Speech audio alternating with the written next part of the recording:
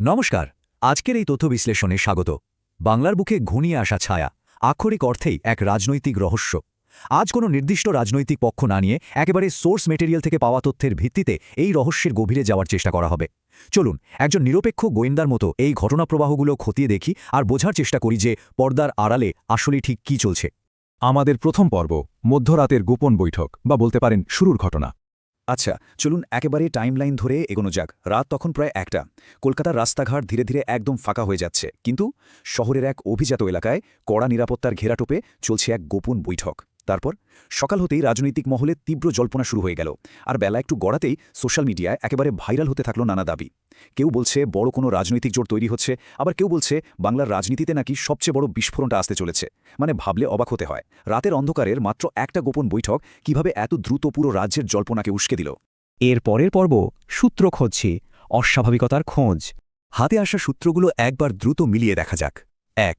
হঠাৎ করে বেশ কয়েকজন গুরুত্বপূর্ণ নেতার একেবারে নিশ্চুপ হয়ে যাওয়া। ২. পুরনো পরিচিত মুখগুলোর সম্পূর্ণ অন্তর্ধান, মানে তাদের আর প্রকাশ্য দেখাই যাচ্ছে না। ৩. ঠিক সেই সময়ই আবার নতুন কিছু মুখের সংবাদমাধ্যমের শিরোনামে উঠে আসা।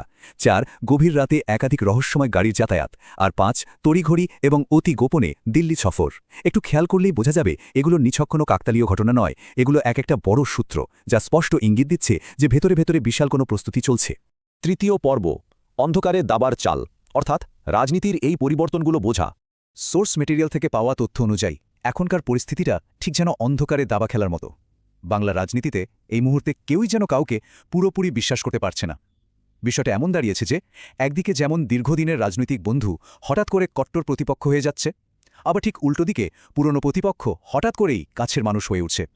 যেহেতু পুরো চারপাশটাই একটা রাজনৈতিক অন্ধকারে ঢাকা, তাই কে কখন কোন দিকে চাল দিচ্ছে বা কার আসল উদ্দেশ্যটা ঠিক কী তা বোঝা বলতে গেলে প্রায় অসম্ভব।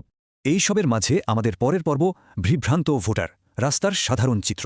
এই যে ওপরতলায় এত সব সমীকরণ বদলে যাচ্ছে, এর ফলে রাস্তায় সাধারণ মানুষের কি অবস্থা? সোর্স বলছে চায়ের দোকান, বাসস্ট্যান্ড থেকে শুরু করে অফিস, সর্বত্র এখন একটাই প্রশ্ন ঘুরপাক খাচ্ছে, আর তা হলো বাংলায় কি সত্যিই বড় কিছু ঘটতে চলেছে? সাধারণ মানুষ এই ঘন ঘন রাজনৈতিক রং বদল আর রাতের অন্ধকারের সমীকরণগুলোর আসল মানে কিছুতেই মেলাতে পারছেন না। চরম বিভ্রান্তি তৈরি হয়েছে, কারণ আসল সত্যটা এখনও সবার চোখের আড়ালেই রয়ে গেছে। পঞ্চম পর্ব, ২০২৬-এর যুদ্ধক্ষেত্র, অর্থাৎ এই সব কিছুর পেছনের আসল উদ্দেশ্য।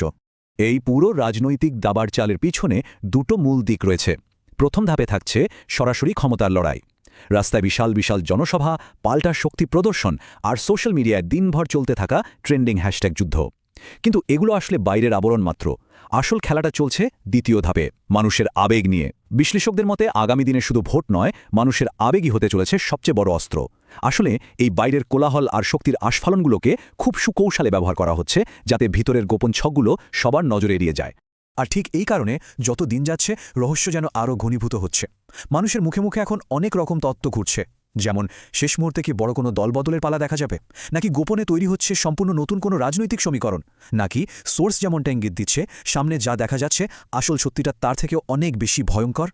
এই প্রশ্নগুলোই প্রতিদিন উত্তেজনা আরও বাড়িয়ে দিচ্ছে, আর নতুন কোনো খবরের জন্য সবার আগ্রহ যেন ক্রমশ বেড়েই চলেছে। চলে এসেছি একেবারে শেষ পর্বে, আসল রহস্য, সেই চূড়ান্ত অমীমাংসিত প্রশ্ন। আর সেই চূড়ান্ত এবং অমীমাংসিত প্রশ্নটা হলো, আসল খেলাটা কে খেলছে? এত বড় একটা রাজনৈতিক রহস্যের পিছনে আসল মাথা কার? আর শেষ পর্যন্ত বাংলার ভবিষ্যৎ ঠিক কোন দিকে মোড় নিতে চলেছে? এমন এক বা একাধিক ব্যক্তির ওপর পুরো সমীকরণটা নির্ভর করছে, যাদের এখনও সরাসরি সামনের সারিতে দেখাই যাচ্ছে না। আগামী দিনে এই রহস্যের পর্দা কিভাবে উন্মোচিত হয় সেদিকে অবশ্যই নজর রাখতে হবে। আশা করা যায় আজকের এই বিশ্লেষণ বর্তমানের এই জটিল পরিস্থিতিটা বুঝতে কিছুটা হলেও সাহায্য করেছে। নতুন কোনো তথ্য সামনে এলে আবারও আলোচনা হবে। আপাতত চারপাশের ঘটনা প্রবাহের দিকে